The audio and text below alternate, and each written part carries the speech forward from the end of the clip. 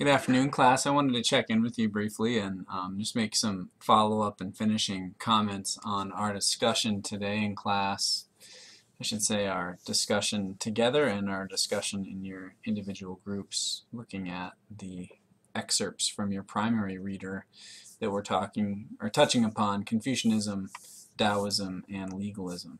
And so Taoism is an incredibly, it's a difficult tradition and philosophical framework to fully appreciate or to pin down into real simple terms.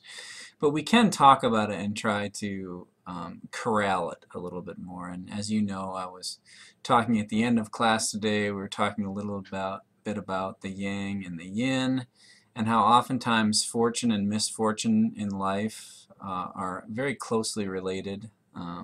We can also think about various aspects of life experience too. For example, sunlight and shade are very closely related to one another. Victory and defeat are very closely linked, and someone who experiences tremendous success in this moment can also experience tremendous despair at a moment very close down their path or down the road in their lives. So Taoism is, I talked a little bit about how Confucianism and legalism were different. We touched upon that at least very briefly while we were talking about your documents today, but I want to try to put a little bit more of a fine or a little bit more of a contrast between Taoism and Confucianism. So we talked about Confucianism today, and we know a little bit about how Confucius wanted to stress the proper relationships, that if one understands their proper duty as a son, the duty that they owe to their father, or the duty that a wife owes to her husband, and of course the duty that the emperor owes to all, or the duty that the father owes to his family as a tremendous exemplar or a great example of ethical and upstanding behavior. Well, if you think about it, Confucianism requires quite a bit of a commitment. There's a lot of duty, there's a lot of obligation, there's a lot of striving to be good, to be correct, to be respectful, to be responsible. Taoism is not like that. If you're Confucian, you wake up in the morning and you sense this tremendous sense of duty. You need to get out of bed and get going and start being a great person. Be a good little Chinese boy or girl, so to speak. Taoism is more like, I need to get up, I need to get out of bed, I need to figure out, I need to feel the flow of the world around me. And I need to make myself at peace with it. I need to figure out what my intended purpose is for today. I can tell you this personally, that as a parent, and I can recall reading a book a few years ago with my wife about essentially the Taoism of parenthood, and the basic premise of this book was that as parents, we should be sitting back and observing our children and understanding what is it that's unique about them, what makes them tick, what excites them, what angers them, what makes them laugh, what is their what is their ultimate satisfaction. And so the idea here is in our modern society, soccer sign-up rolls around, or 6th grade rolls around, and it's time for my child to choose an instrument or choose whether they want to be in choir or be in band or be in orchestra or what have you. The Taoists would say, we shouldn't impose things on our children. We should allow our children to show themselves, show their tendencies, and then quietly respond and help them feel the general flow that life is making clear, if we only take the time to be still and think about it.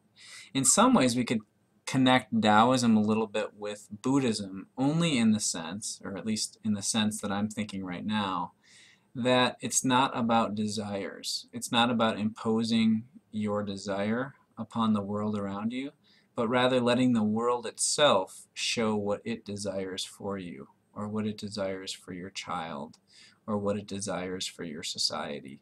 And by becoming in contact, by getting in touch with that subtle way, the natural order, the way the world is trying to arrange things, that's how we become fully satisfied and how we become the greatest expression of ourselves.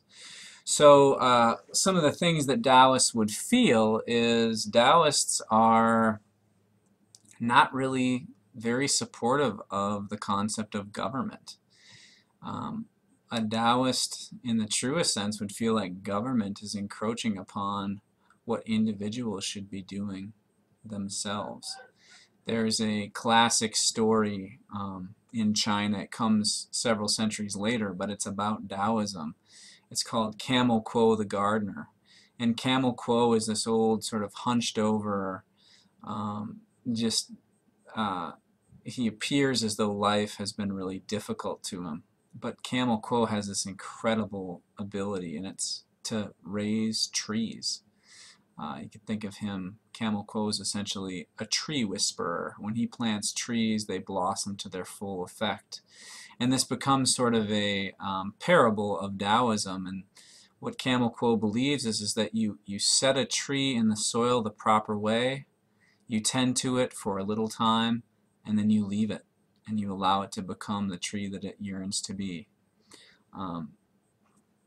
What this has to do with government, perhaps, is that if a government tries to tend to its people and tend to the children and overly cultivate them, it means that they aren't going to cultivate themselves. They aren't going to follow their own instincts because government is providing, it's filling that vacuum where the people would otherwise show their own, they would recognize their own nature. So I don't know if that helps you at all, but I hope it maybe offers you a little bit of clarity on what we mean by the way and Taoism and finding that flow within one's life and purpose. Okay, legalism finally, I'll just leave off here. So in your final, actually it was your second reading for today in class, we are introduced to the legalists. And the legalists really were the ones that sort of carried the day, at least as far as the Qin Empire goes. The Qin Empire is one that we'll explore tomorrow. And legalists essentially are very much unlike the Confucianists in the sense that legalists do not believe that people are essentially good. They don't believe that we can trust people to practice the right relationships and the moral duties and obligations and thereby lift up and improve society. Essentially, the legalists say that if you're going to design your society around the expectation that people are going to be good, you're going to be continually let down. So let's dispense with this fiction that people are inherently good because normally they're mostly bad. And if you accept that, if you accept the fact that people are going to be bad, then you can design a government that's based around that fact. Okay, so having a dimmer view of humanity and human nature is actually better for the legalist because then you can at least prepare for that fact. If you're a Confucianist whose head's in the clouds thinking people are good, you're going to have a tough time designing a government around the fact that people actually aren't very good.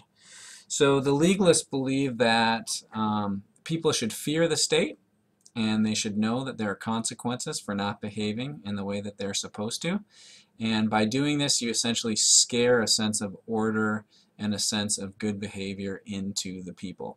So the state should be a strong and punishing arm, and by doing this, the state is going to organize and maintain order within society. Now I have a little picture here at the bottom of this. This is actually kind of a sad deal. I'm not going to go to the, well, I'll just quickly go to the link just to show you here. Oh, that didn't work.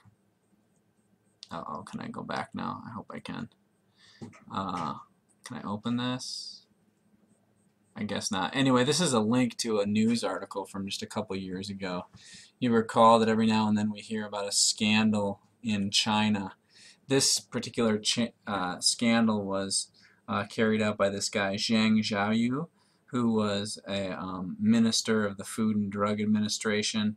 He allowed, on his watch, for a tainted milk scandal to take place within China, and as a result of that, uh, hundreds of people died, and he was essentially accepting money or bribes to allow some bad milk to go through. Anyway, in the United States, scandals strike from time to time, but we don't have this legalist tradition. And in this case, I shouldn't probably laugh, but this gentleman was put to death for his role in this scandal. I think that's a fairly representative example of legalism and the tradition of legalism in China, whereby many Chinese people even today understand that if you engage in questionable behavior, the consequences can be truly dire. So this idea of legalism, heavy-handed government that sort of punishes the people until they start to make good and better decisions, that is an important piece. And more on this as we continue both Wednesday and Thursday, tomorrow and Thursday, talking about the Qin Empire. All right, thanks for listening and have a great night.